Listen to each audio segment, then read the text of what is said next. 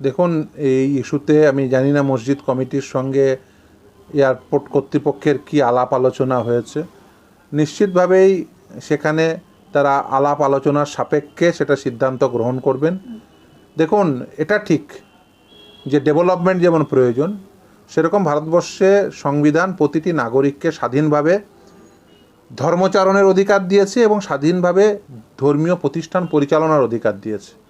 ফলে এই দুটোর মধ্যে সাযুজ্যতা রেখে নিশ্চিতভাবেই প্রশাসন এবং সেই মসজিদ কমিটি নিশ্চিতভাবে একে অপরের সঙ্গে আলাপ আলোচনা করে বিষয়টি ঠিক করবেন। এবং এটি অত্যন্ত সেন্সিটিভ ইস্যু। ফলে এই সেন্সিটিভ ইস্যুতে কেউ কোনো এমন মন্তব্য কেউ করবেন না কোনো পক্ষের থেকেই, যাতে কোনো প্রকার সেই মানুষের তার যে নিজস্ব যে ভঙ্গিমা, তার নিজস্ব যে বলতে পারেন ফিলিংস, সেটা হার্ট হয়। ফলে আমি চাইব যে নিশ্চিতভাবেই এই সমস্যাটি অ্যামিকেবল সেটেলমেন্ট হোক। মসজিদ কমিটি অ্যাজ ওয়েল অ্যাজ প্রশাসন তারা উভয়েই আলোচনা বসুক এবং তার একটি অ্যামিকেবল বন্ধুত্বপূর্ণ সেটেলমেন্ট হোক। তার কারণ হচ্ছে ডেভেলপমেন্টও প্রয়োজন, অ্যাজ ওয়েল অ্যাজ আমাদের সংবিধান স্বীকৃত যে ধর্মচারণের অধিকার, ধর্মীয় প্রতিষ্ঠান পরিচালনার অধিকার, এই দুটোই ইনট্যাক্ট থেকে এরকম একটা পাথওয়ে তৈরি করা হোক, যাতে উভয়ই হয়। একদিকে উন্নয়নও হয়, অপরদিকে ধর্মীয় প্রতিষ্ঠান বা সে মসজিদই হোক, মন্দিরই হোক, গির্জাই হোক, যাই হোক না কেন, সেগুলোও যাতে সঠিকভাবে পরিচালনা হয়, সেগুলোর যাতে অস্তিত্ব থাকে, সেটাও যেন সমানভাবে দেখা হয়। সেটাই তো দেখুন, আমাদের দেশের ধর্মীয় স্থান হচ্ছে, এটা বুঝুন যে আমাদের দেশে যেমন অনেক পুরাতন মসজিদ আছে, অনেক পুরাতন মন্দির আছে, অনেক পুরাতন চার্চ রয়েছে, যেগুলো শৈল্পিক মূল্য অসাধারণ। সেই শৈল্পিক মূল্যকে যদি ইনট্যাক্ট রাখতে, রক্ষণাবেক্ষণ করতে যদি কেউ এগিয়ে আসেন, সেটাকেই অবশ্যই সেটা হওয়া উচিত, কাম্য। কিন্তু আমি সবসময় মনে করি যে ধর্মীয় প্রতিষ্ঠান পরিচালনার ক্ষেত্রে, ধর্মীয় ক্ষেত্রে রাষ্ট্র যেন হস্তক্ষেপ না করে। তার কারণ জনগণ ট্যাক্স দেন কিসের জন্য? রাষ্ট্রের উন্নয়নের জন্য। সাধারণভাবে ধর্মপ্রাণ হিন্দু বা ধর্মপ্রাণ মুসলিম বা ধর্মপ্রাণ খ্রিস্টান বা ধর্মপ্রাণ বৌদ্ধ, জৈন, যেই হন না কেন, তার ধর্ম পরিচালনার ক্ষেত্রে বা ধর্মীয় প্রতিষ্ঠান পরিচালনার ক্ষেত্রে তারা যথেষ্ট। সাধারণভাবে কি হয়, তারা সাধারণভাবে দানের পয়সায় বা অনুদানের পয়সায় তারা সাধারণভাবে সেই প্রতিষ্ঠানগুলো পরিচালনা করে। এটা কখনোই কাম্য নয় যে রাষ্ট্রের পয়সা যাতে বিভিন্নভাবে ধর্মীয় কাজে ব্যবহৃত হয় বা রাষ্ট্র ধর্মীয় ক্ষেত্রে হস্তক্ষেপ করে। যেমন এর আগে সরকার করতো, তারা কি করতো, তারা পুজোর সময় পুজোর অনুদান দিচ্ছে।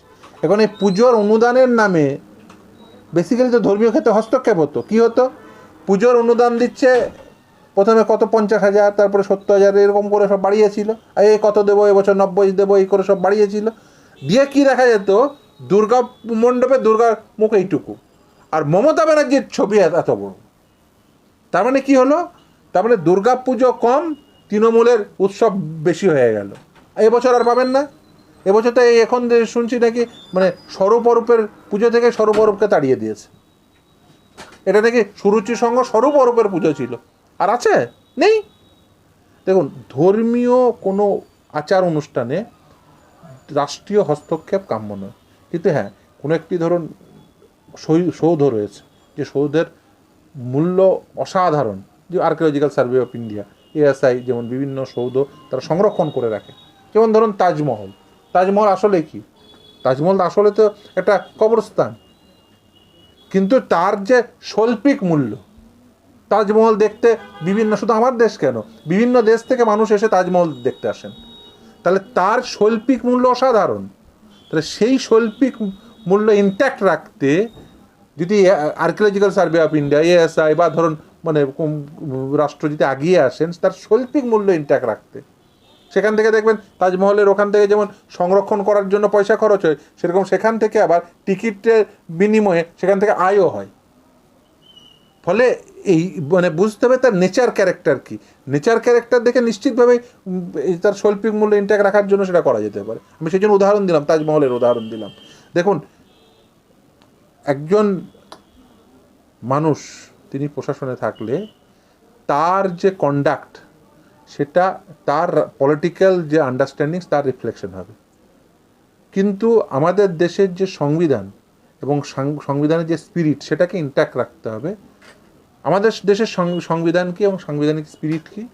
আমাদের দেশের সংবিধান অত্যন্ত পরিষ্কারভাবে প্রতিটি মানুষকে স্বাধীনভাবে ধর্মচারণের অধিকার দিয়েছে, চলাফেরা করার অধিকার দিয়েছে, মত প্রকাশের অধিকার দিয়েছে। এই স্বাধীনভাবে এটা দেওয়ার উদ্দেশ্য কি? প্রতিটি মানুষের একটা অন্তর্নিহিত শক্তি থাকে। ধরুন কেউ ভালো ক্রিকেটার হওয়ার যোগ্য, একজন ইমাম সাহেবের ছেলে ইরফান পাঠান হতে পারে।